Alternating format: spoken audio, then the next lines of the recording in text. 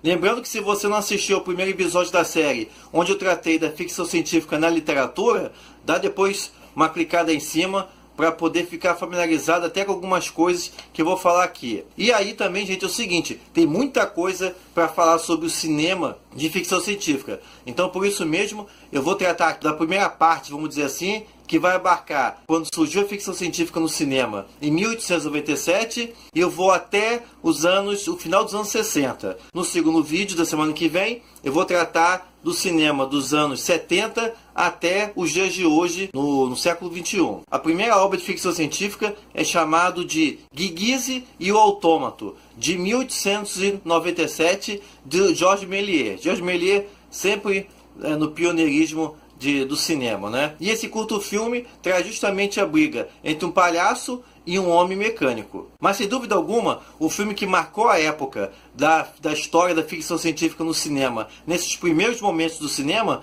foi a produção de Georges Méliès também, chamada Viagem à Lua, de 1902, onde o Georges Méliès ele junta dois romances bem significativos da época, que eram o romance do Jules Verne, Da Terra à Lua, de 1865, com o romance do H.G. Wells, Os Primeiros Homens na Lua, de 1901. Destaque também no início do século XX, as primeiras produções cinematográficas de ficção científica nos Estados Unidos, que são Uma Viagem para Marte, da companhia do Thomas Alva Edison, e também esse mais importante para a história da ficção científica, que é a primeira adaptação de Frankenstein, o romance de Mary Shelley, de 1818. Tanto Uma Viagem para Marte quanto Frankenstein saíram em 1910. E o que é curioso nessa primeira adaptação do Frankenstein é que o Frankenstein, a criatura de Frankenstein, por melhor dizer, nasce no caldeirão, justamente destacando o elemento de alquimia que está presente no romance da Mary Shelley, mas que sempre é esquecido em várias adaptações da obra da escritora inglesa. Vou destacar aqui ao longo dos anos de 1920 duas obras que são a primeira adaptação do romance do Arthur Conan Doyle, O Mundo Perdido, onde você tem aquele tema recorrente da chegada de viajantes a uma terra habitada por dinossauros, e também do filme Metrópolis, de 1927, do Fritz Lang. Até hoje, um dos filmes mais representativos, não apenas da ficção científica, mas do cinema em toda a sua história.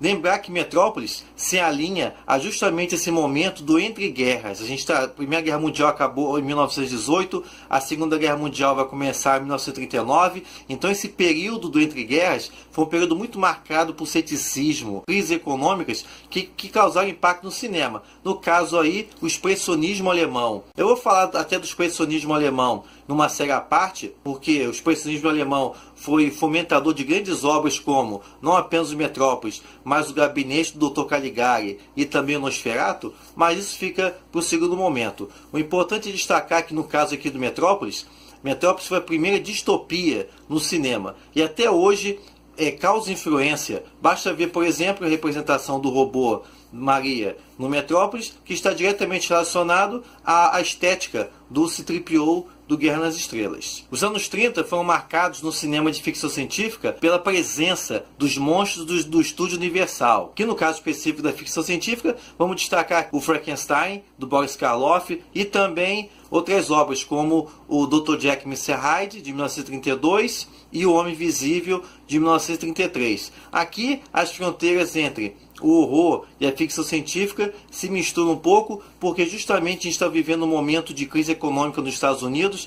Então os monstros da Universal tinham o propósito também das pessoas irem ao cinema para esquecer justamente os monstros da vida real, de como o desemprego e a fome. Já que eu estou falando de monstro, falar justamente do monstro que nasceu no cinema. Estou falando aqui de King Kong, que é o filme de 1933. Outro grande personagem que não nasceu na literatura, mas faz parte da cultura pop norte-americana, é Flash Gordon. Flash Gordon, que se alinha justamente no momento que a ficção científica está em seus primeiros momentos na sociedade norte-americana. Trouxe todo esse imaginário, todas aquelas imagens clássicas que a gente associa à ficção científica, como naves espaciais, pistolas de raios, criaturas extraterrestres, para a tela do cinema. Esse foi o momento das matinês, onde era a Netflix do passado, onde as crianças iam lá rotineiramente para assistir os episódios que sempre terminavam com um gancho.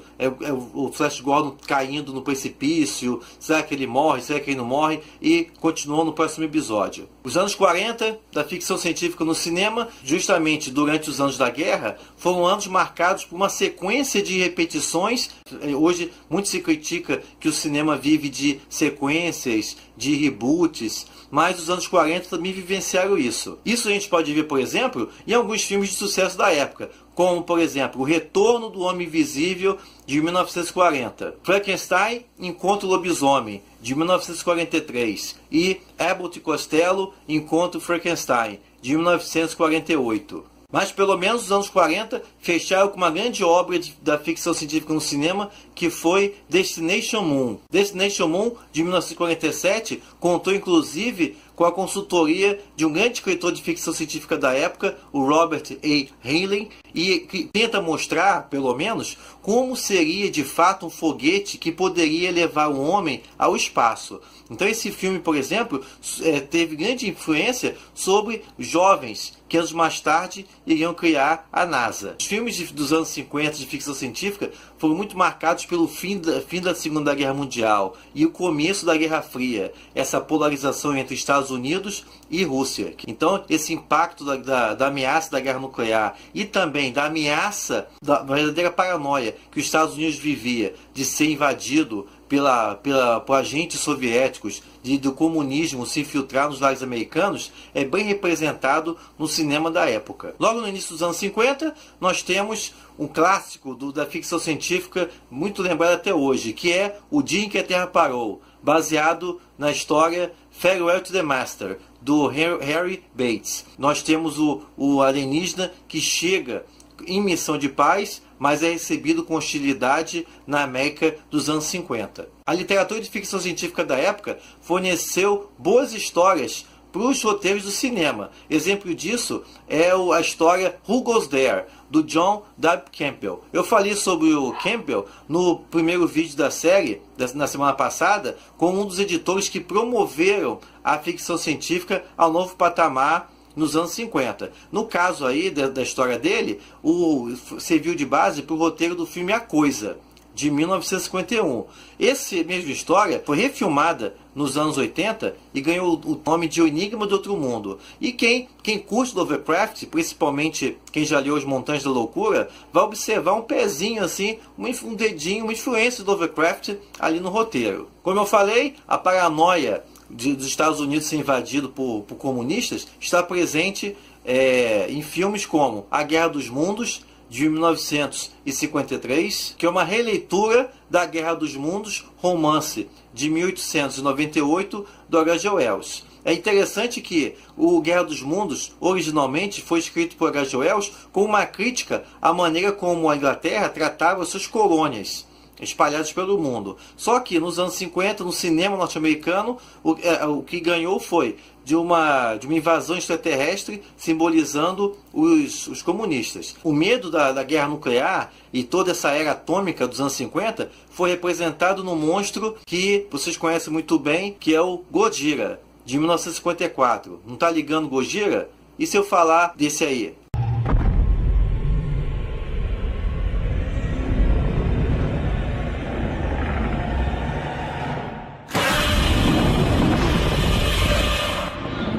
É isso aí. Então Godzilla justamente nasce no filme de 1954 no Japão. Não tinha falado do Japão até aqui, mas os japoneses pelo menos entraram bem no cinema, já de cara apresentando os monstros mais clássicos do cinema até hoje. Além também disso, no mesmo ano de 54, começa a onda dos filmes Big Bang, que apresenta insetos gigantes. Um exemplo desse, por exemplo, é o filme das formigas gigantes, que a gente encontra no filme O Mundo em Perigo. E falando de monstro ainda, falar de um dos últimos monstros clássicos do estúdio Universal, que é o Monstro da Lagoa Negra. A criatura essa que foi apresentada no filme de mesmo nome, O Monstro da Lagoa Negra, de 1954. Em 1956 também, um dos mais belos filmes de ficção científica já produzidos, antes e depois até, que é O Planeta Proibido, baseado numa peça de William Shakespeare, A Tempestade.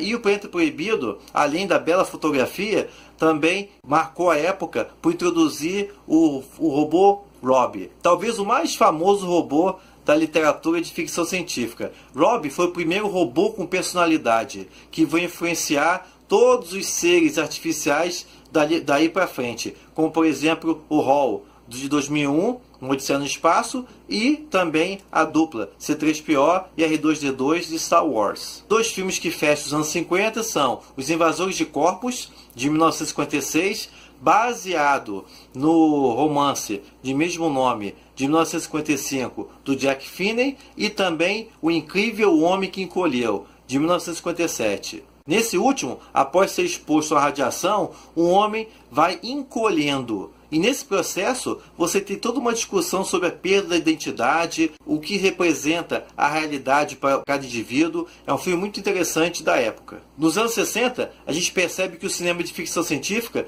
tem duas fases mais ou menos distintas, porque nos primeiros anos você ainda observa todo esse debate sobre o impacto da era atômica e também da paranoia comunista, mas dessa vez você já observa uma tendência de criticar os rumos da sociedade americana. Os anos 60 começam de uma forma mais leve com o filme A Máquina do Tempo, primeira adaptação do romance de 1895 do H.G. Wells. Mas depois já começa o cinema a ficar mais tenso, como por exemplo o Doutor Fantástico, do filme do Stanley Kubrick, que mostra bem essa paranoia da guerra atômica, onde nós temos o general que, achando que os Estados Unidos vai ser invadido por forças estrangeiras, ele declara a Terceira Guerra Mundial. A partir da metade dos anos 60, você já começa a observar uma crítica mais pesada à sociedade americana, justamente porque a gente está começando a entrar em toda essa contestação da contracultura, da luta pelos direitos civis, refletido, por exemplo,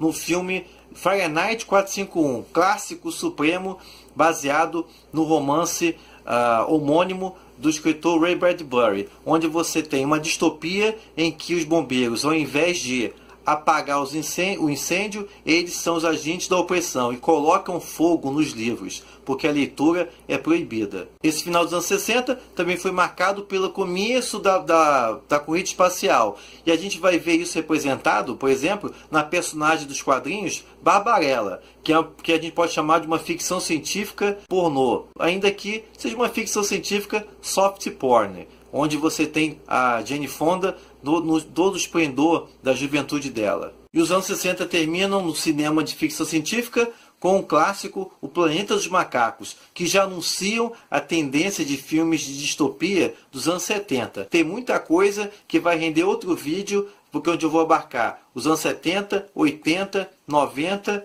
e essas duas primeiras décadas do século XXI. Se você gostou desse vídeo, não se esqueça de deixar o seu comentário aí embaixo, assina o canal, vai dizendo aí o que você está achando da série, que filme que eu esqueci, que filme que você gostou de estar aqui nessa lista, e a gente se vê então na próxima semana. Até mais!